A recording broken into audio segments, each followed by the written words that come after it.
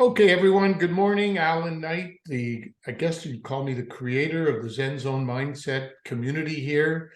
And as I mentioned a couple of weeks ago, my intention for 2023, now that we have over 800 members, is to really start featuring more and more members so that they're not just another number, another name. You get to know them personally, and hopefully if you like what they said, you might reach out and have a chat, and who knows where that goes. So in keeping with that, the first one of the new year is Nina Goodman. Nina Goodman is from Saratoga Springs, New York, which I found out is not that far from where I live in Montreal. And I remember as a kid, I think I went there a few times. So Nina, welcome to the Zen Zone Mindset. Thank you very much. If I may just make a minor correction, it's Lockwood, not Goodman. As I said, Nina Lockwood. I don't know where I got Goodwin. I think that I know where. Yesterday I was talking to a Goodwin, and you look like a Goodwin to me or something. So Lockwood, Nina Lockwood. We're getting off to a fantastic start, right off the bat. But you see, this shows me what I'm really doing here is demonstrating how you manage little challenges that come your way. So she just correct me, which should really embarrass me, which it slightly does. But I picked myself up and I'm back on track. You did fabulous. Thank you, Nina. So how is life in Saratoga Springs? Life is great.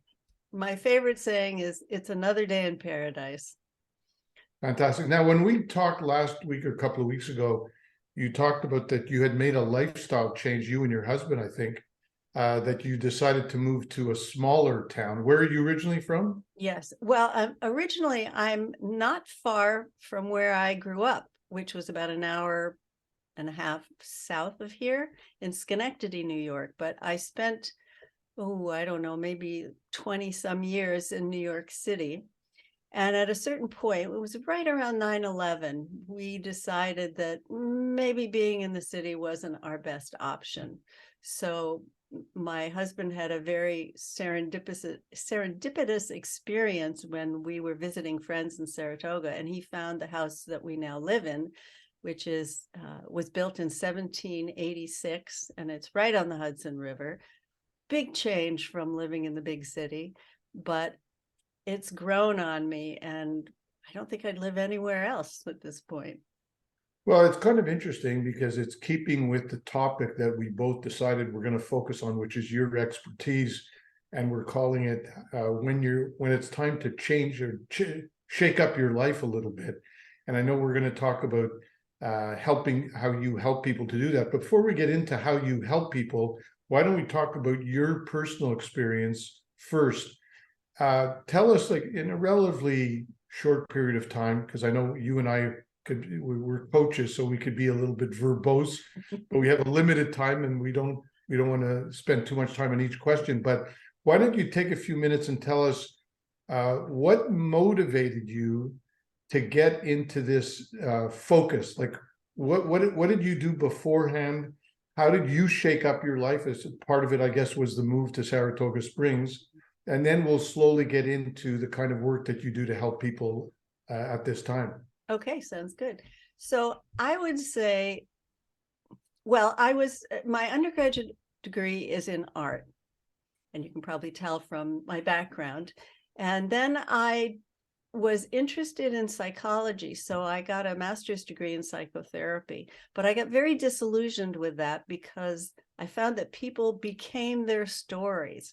So instead of breaking free of their story and having a new opportunity to discover who they might be, they became the survivor, they became the victim. And the more they told their story, the more that identity became who they were. Plus the idea of being broken, which seems to me a central tenet of psychotherapy, and that you need to be fixed. I just didn't agree with that at all.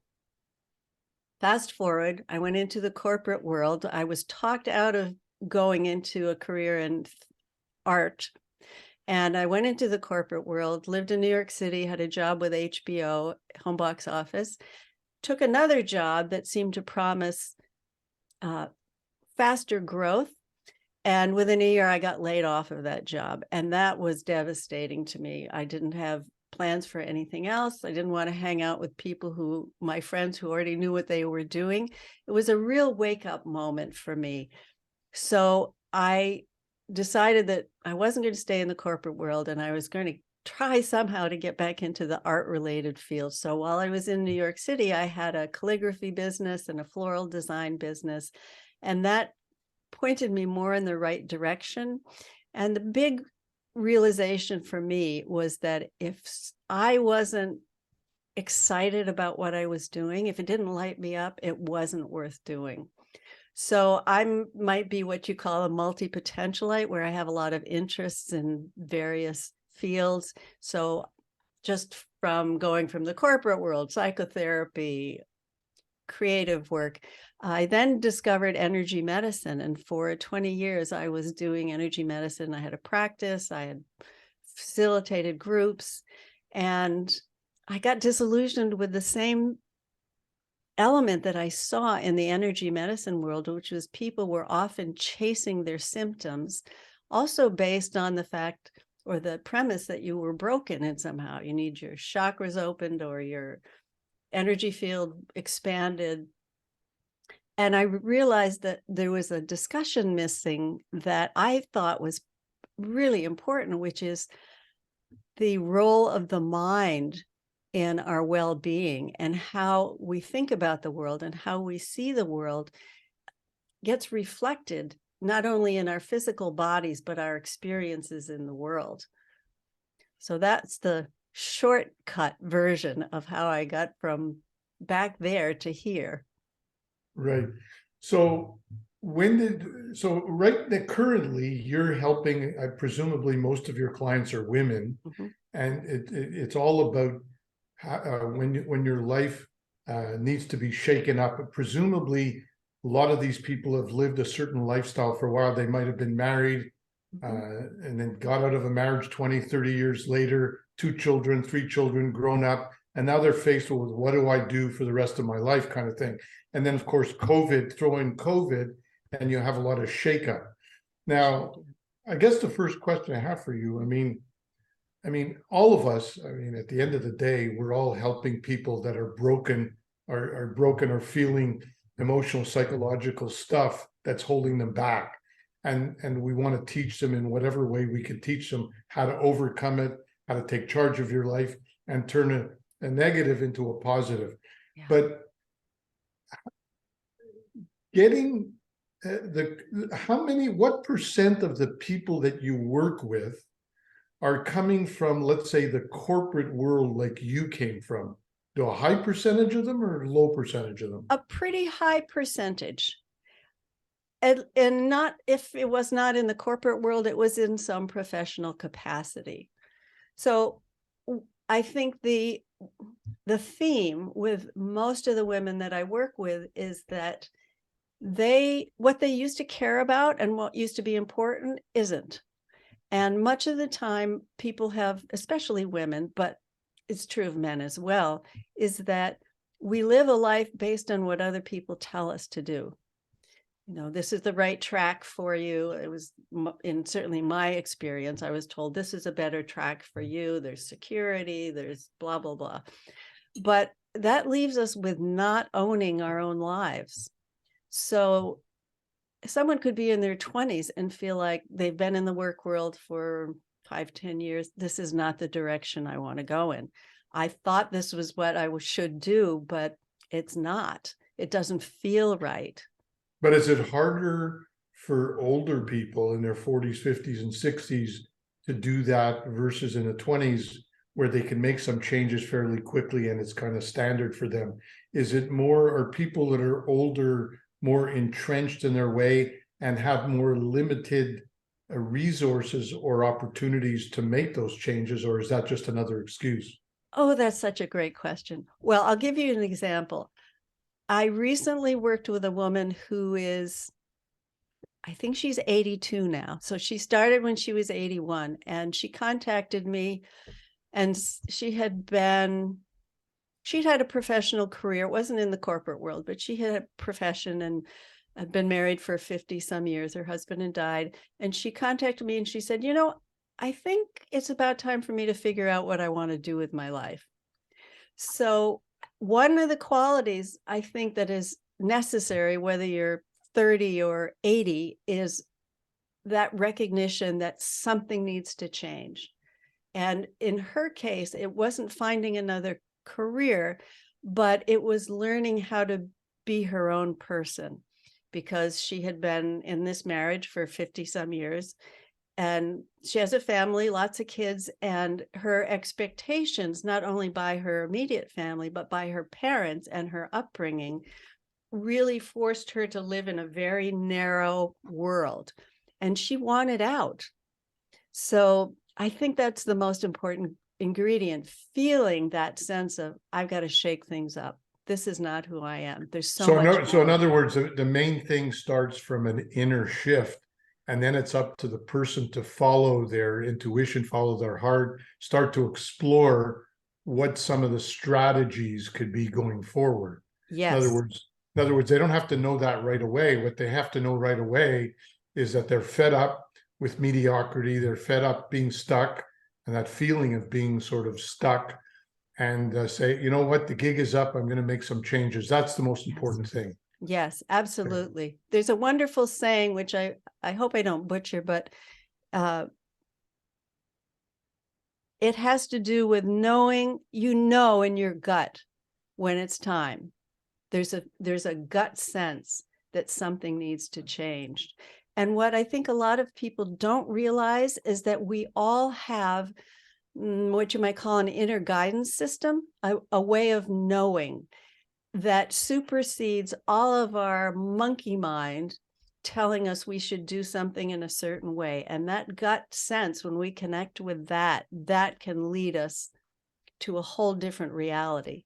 Okay, here's another question is, just recently in this new condo development that I'm living in now, two wonderful women, one must be in her 50s and one must be in her late 30s, were hired several months ago. It's a brand new development. And they're really excited about being here. They're great personalities, they're intelligent. And without any notice, or maybe a short notice, they were told they were fired after 3 months. And everyone was sort of shocked, who knows what the reason was. But they're not alone. I'm sure a lot of people are losing their jobs and then, okay, what do I do now? Yeah. Now, that brings us to this point. People like coaches like you and I are often trying to help people tap into what really means the most and take charge and proceed down a path that's going to be a lot more fulfilling. Mm-hmm. However, that's sometimes easier said than done. If person A has enough resources behind them and can then take time, not only to explore what they want to do, but have a bit of time to build their own business, that's one thing. But person B might say, shit, I only have 3 months before I'm put out on the sidewalk here. And yet my coach is telling me this is what my passion and dream is. How do you then combine or balance, better the word balance, between making a decision which says I'm going to go for it versus I'm going to go for it, but slowly, because I better take the safe and sure path and keep my job going for another 2, 3, 4 months until I have the capability to do this. Do you understand my question here? Yes. And I think I have two responses. The first question that you asked, I think that when people are looking, they know it's time to make a change. Everybody has an inner wisdom that I was mentioning earlier, and people know when they get quiet and they let their minds settle a little bit, they know whether they can jump into something or whether they need to take more time to do it. That's a good answer. And the other thing is that as far as my coaching, my preferred method of coaching is because of that belief in that inner wisdom that we all have. I don't tell people what to do. I point them to their own wisdom and ask them, because then that answer belongs to them. They can claim it, they own it, and it feels right to them. And so often, go ahead. No, finish your point. So often coaches will say, this is what you should do. Well, that's the problem we've all been wrestling with, right? Who says I should do this? If I don't say I should do it, then what is the value? Unless I can recognize the value in what someone is saying and corroborate it internally, then maybe it'll be a good idea, maybe not. That was a very good answer to my question, in that you're right, that if a person is coming from stress, fear, and anxiety, they might be confused as to which way to go.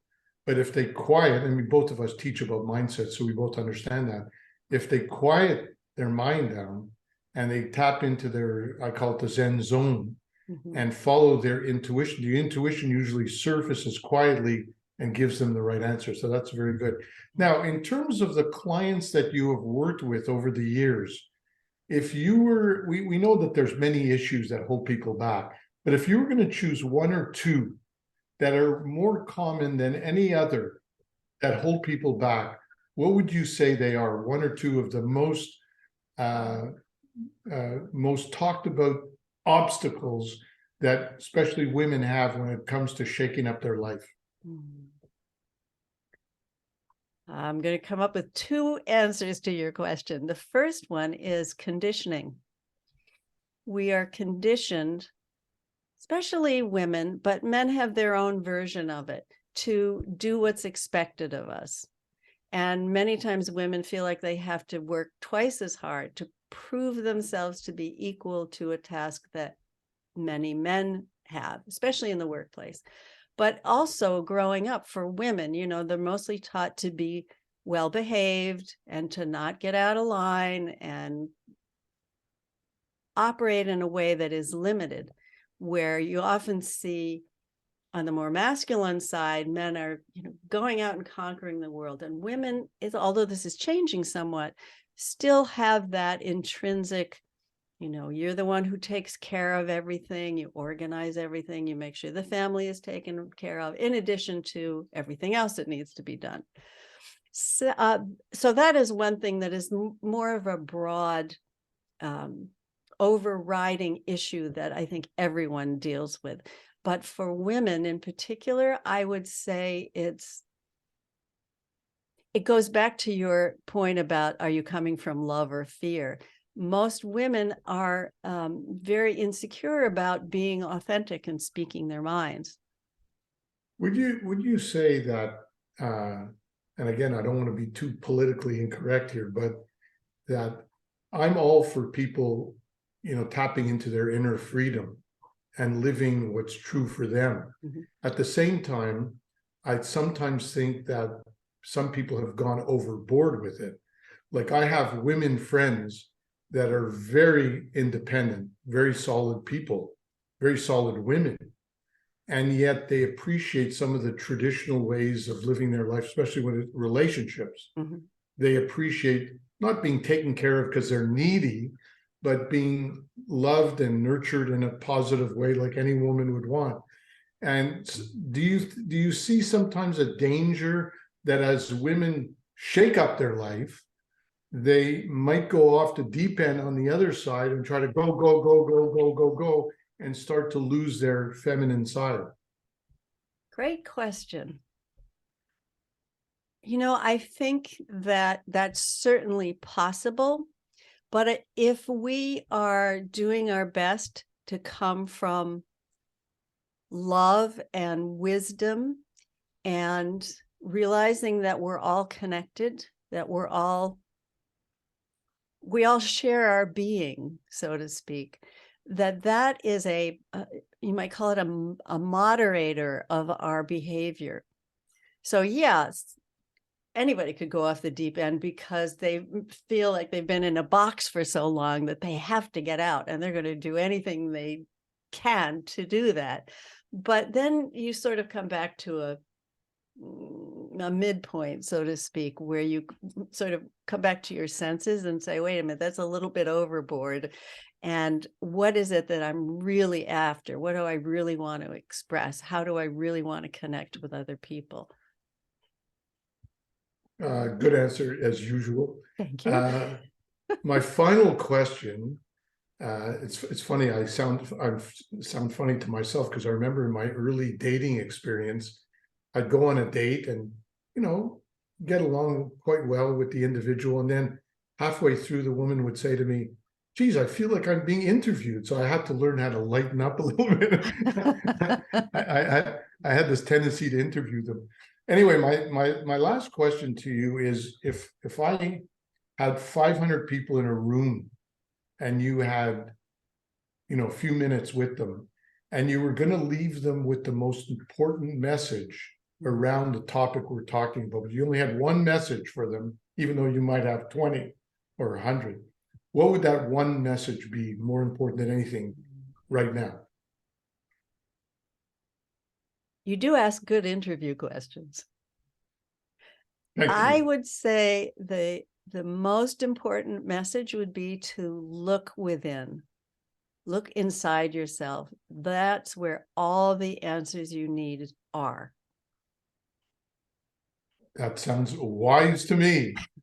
So if people would love the opportunity to chat with you, I'm assuming you do some kind of assessment or evaluation to see if there's a fit.